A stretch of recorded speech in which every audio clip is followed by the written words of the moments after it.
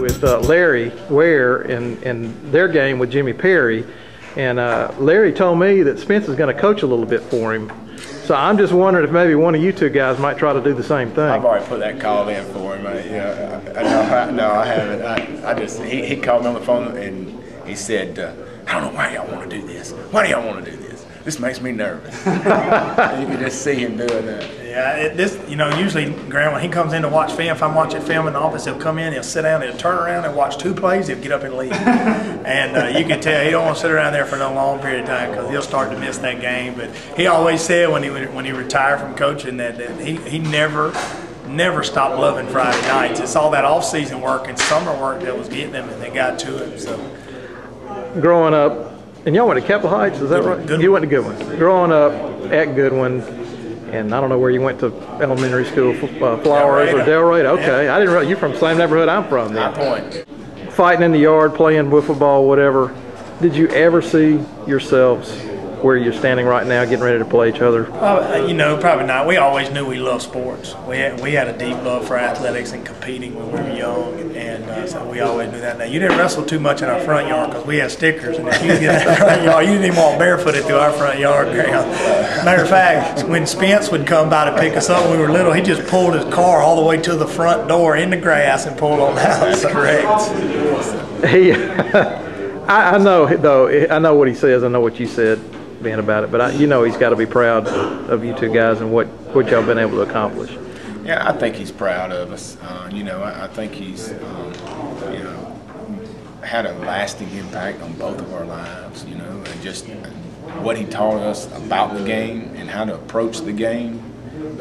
I think there's still things that I'll be out on the field and I'll do something, in the middle of a play, and I was like, man, that was just like Coach McCracken.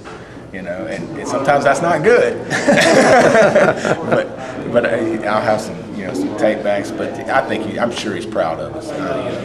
You think about the guys that even just in this weekend that are going to be coaching. Jim Tooley, the offensive coordinator over at Trinity, coached with him. He was the defensive coordinator when we were at Lee under Spence, and David Shores at Spain Park, and even Jamie Dubose at Proutley coached with us at Opelika under Spence. And there's so many. He's had an impact on so many people in the coaching profession that it's really an amazing thing to see. And I know he's proud of every one of them. And we're not about to try to name them all, but there's Fred Beasley. He's coaching at Lanier now, and Larry, and I mean the list goes on and on. And yet, I don't know how many brothers he has that are coaching against each other like you two guys. That means something. And I realize you're in Greenville and you're in Opelika, but that's got to mean something to the city of Montgomery and Robert E. Lee alums that know what you've done. Well, and the thing, Graham, that I think we lose in this whole thing, Spence was our family friend and a member basically of our family. He and our father were best friends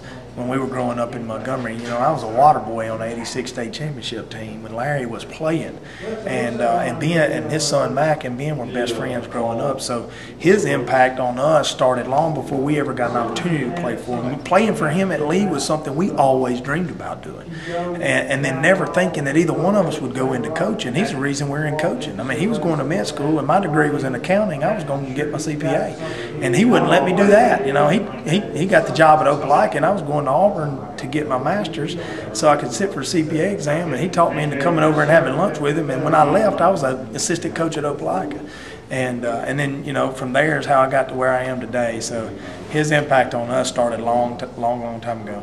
Ben, what the impact he had on you, obviously, but I mean, in some ways, your brother here probably had something to do with that too. I would think. You don't have to tell him that. There's no doubt about that.